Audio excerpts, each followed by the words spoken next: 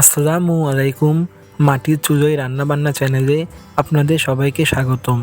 আজ আমি আপনাদের সামনে নিয়ে এসেছি মটরশুঁটির এক দারুণ রেসিপি। মটরশুঁটি তো অনেকভাবে খেয়েছেন, কিন্তু এভাবে মাছের মাথা দিয়ে মটরশুঁটি একবার রান্না করলে বুঝতে পারবেন এভাবে মটরশুঁটি খেতে কত মজার।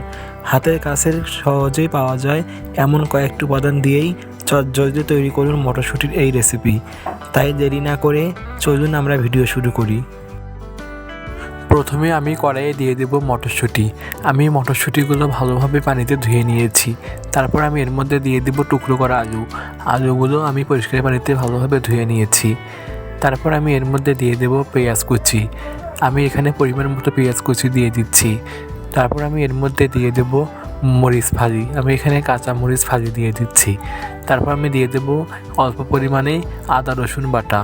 তারপর আমি এর মধ্যে দিয়ে দেব অল্প পরিমাণে জিরা ধনিয়া একসাথে বাটা।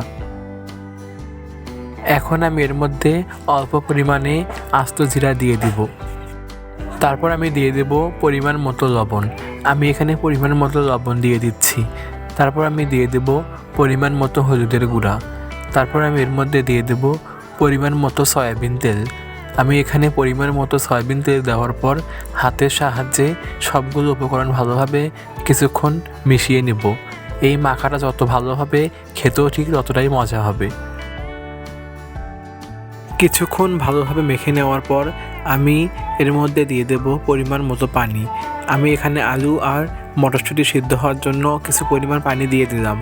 তারপর আমি দিয়ে দেব টমেটো। আমি এখানে টুকরো করা কয়েক পিস টমেটো দিয়ে দেব। তারপর আমি ঢাকনা দিয়ে ভালোভাবে ঢেকে দেব। এখন আমি মাটির চুলোয় আগুন ধরিয়ে কড়াইটি চুলায় বসিয়ে দেব। এখন আমি অল্প পরিমাণে মটরশুঁটি আর আলুগুলো সিদ্ধ করে নেওয়ার পর ঢাকনাটি উঠিয়ে নেব।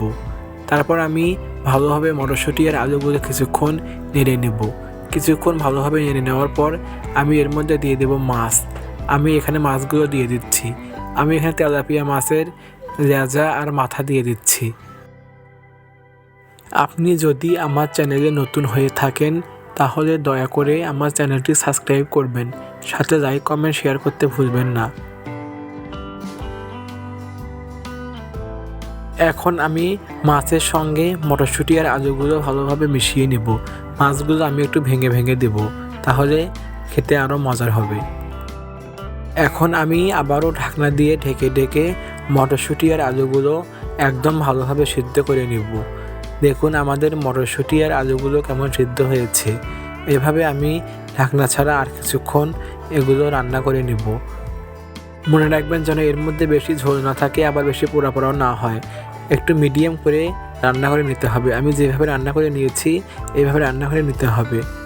এখন আমি একটা ছোটো প্লেটের মধ্যে মটরশুঁটিগুলো পরিবেশন করব। দেখতেই পারছেন আমি মটরশুঁটিগুলো ঠিক কীভাবে রান্না করে নিয়েছি। একদম এভাবে রান্না করলে খেতে অনেক মজার হয়। তো আজকে এই পর্যন্তই। সবাই ভালো থাকবেন। ধন্যবাদ সবাইকে।